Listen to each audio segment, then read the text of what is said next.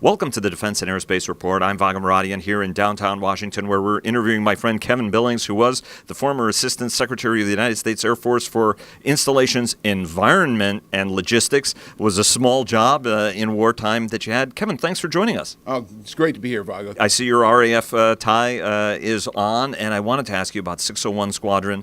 That's just been recently reconstituted by the Royal Air Force. Very, very historic unit.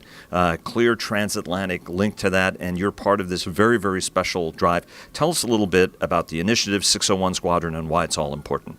Well, Vago, thank you. The 601 Squadron was originally founded by Ned Grosvenor in 1925 to be a group of wealthy scions of England who wanted to do their part and fly. They all owned their own aircraft. They all were part of a place called White's Club, which is a gentleman's club in Piccadilly, where they would get together, and they decided, this is important. And between the wars, it was quite an organization where they flew and they had parties and they had a lot of fun. But when World War II started, they were very serious. They flew Hurricanes. They were actually the second most decorated squadron in World War II.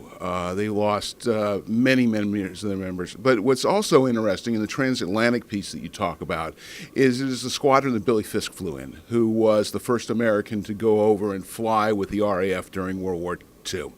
Billy, and folks who don't know Billy Fiske was two-time Olympic gold medalist. He was the youngest gold medalist in the Winter Olympics until 1992. At 16, he had won the gold medal as the captain of the bobsled team. He carried the flag in the 1932 Olympics, and he told the Olympic Committee that he would not participate in the 1936 Olympics because they were in Garmisch, Germany. He wasn't going to participate in that.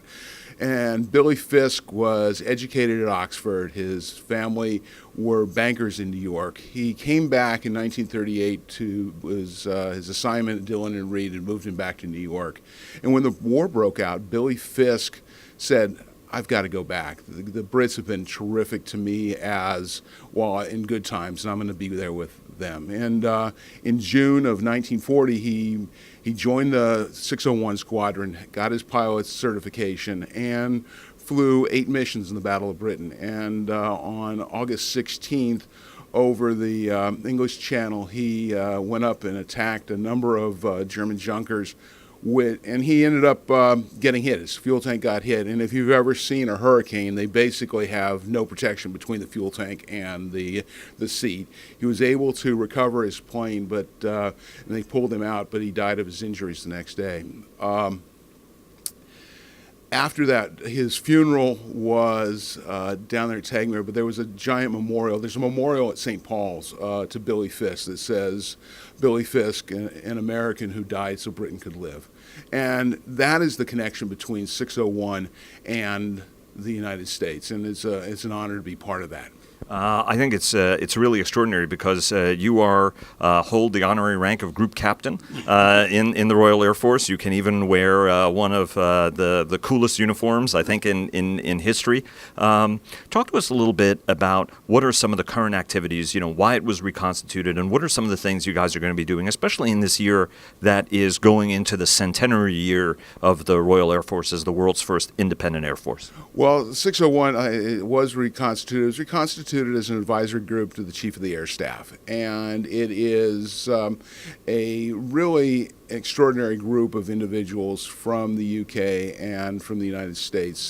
Two of us, John Michelson, who is the chairman of the RAF board, is also the Royal Air Force American Museum Foundation Board, and has that fantastic event once a year where so many Battle of Britain participants and survivors have joined us over the years. But it's a group to provide advice, advocacy, and access to our connections. And it has everybody from the CEO of Aston Martin to folks who have been production directors of BBC, and a really extraordinary group of folks. But we're there to bring our experiences to the senior staff, to the Chief of the Air Staff, but also to be doing a lot of mentoring. We're working with RAF Cranwell to do mentoring of upcoming group captains and air commodores. I am personally working on a collaboration between the Tedder Academy at Cranwell and the Center for Character and Leadership Development at the United States Air Force Academy with